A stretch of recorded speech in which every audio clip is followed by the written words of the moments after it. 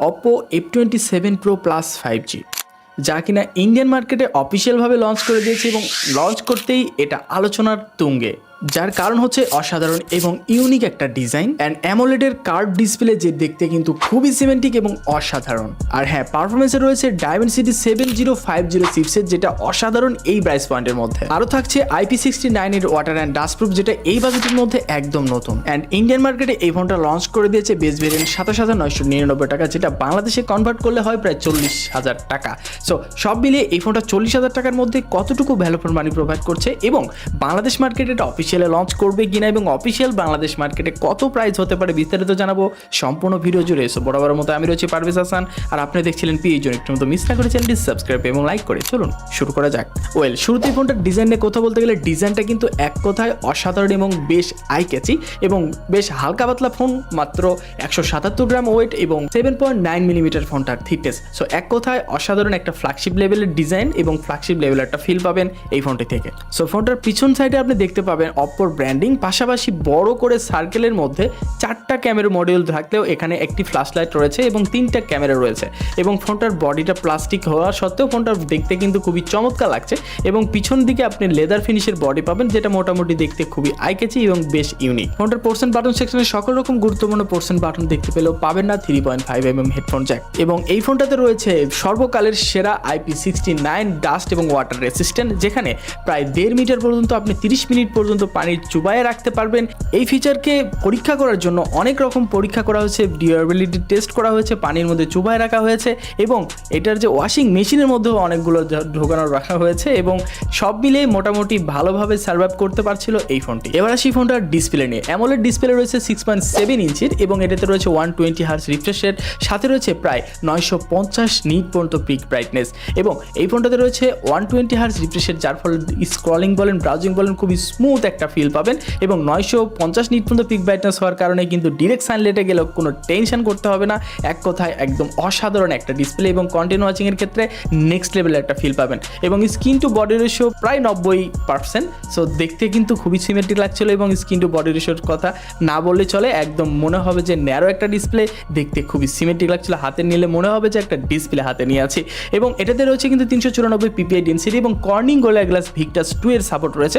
তো মোটামুটি একটা ভালো কিন্তু একটা সিস্টেম দেওয়ার চেষ্টা করেছে, যেহেতু এটা ফ্ল্যাগশিপ লেভেলের ডিভাইস।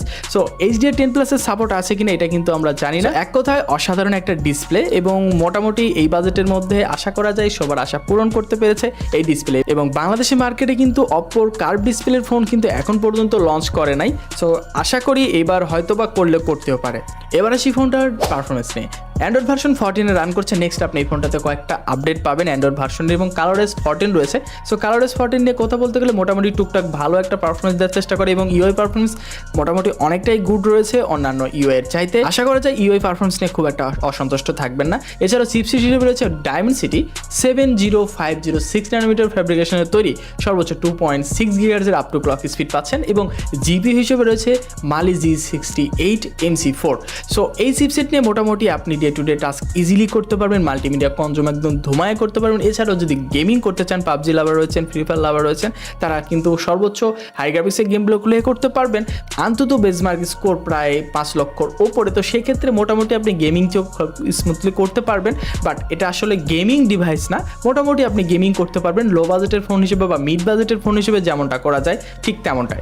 এছাড়াও মোটামুটি আপনি এই ফোনটাতে মাল্টিটাস্কিং ইজিলি করতে পারবেন এবং এই ফোনটাতে কিন্তু আপনি লং টাইম ইউজের ক্ষেত্রে খুব একটা খারাপ ফিলিংস আসবে না, মোটামুটি একটা ভালো ফিল দেওয়ার চেষ্টা করবে এই ফোনটি। এবং এই ফোনটাতে 2টি ভেরিয়েন্ট রয়েছে, একটি হচ্ছে 128GB, অপরটি হচ্ছে 8GB 256GB। ভেরিয়েন্ট অনুযায়ী ফোনটার প্রাইস কিন্তু একটু কম বেশি হবেই। সো বাজেট রেঞ্জের মধ্যে এই চিপসেটটা মোটামুটি অ্যাভারেজ রাখা যায়, খুব একটা এক্সট্রা অর্ডিনারি কেমন কিছু না। মোটামুটি চাইলে কিন্তু এর চাইতে বেটার চিপসেট চাইলে দেওয়া যেতে পারতো। সো যারা নর্মাল ইউজার রয়েছেন, দেখতে খুবই সুন্দর এবং খুব দারুণ একটা ফোন চাচ্ছেন এবং মোটামুটি পারফরমেন্স হলে চলবে, ঠিক তাদের জন্য এই ফোনটা একদম পারফেক্ট চয়েস। অ্যান্ড ফোন ফোনটাতে রয়েছে 5000 mAh এর ব্যাটারির সাথে রয়েছে 760 ওয়াটের একটি চার্জার, যেখানে অপ্পো দাবি করছে 20 মিনিটে প্রায় 56% চার্জ হয়ে যাবে। আর হ্যাঁ, এই ফোনটাতে কিন্তু দুইটি কালার ভেরিয়েন্ট রয়েছে, একটি হচ্ছে মিডনাইট নেভি এবং ডাস্ক পিঙ্ক। এবার আসি ফোনটার অসাধারণ ফিচার মানে ক্যামেরা। আমরা সবাই জানি যে অপ্পো মানেই ক্যামেরা ফোন, সো এই ফোনটা ক্যামেরাতে কতটুকু কাজের সেটা জানানোর চেষ্টা করব।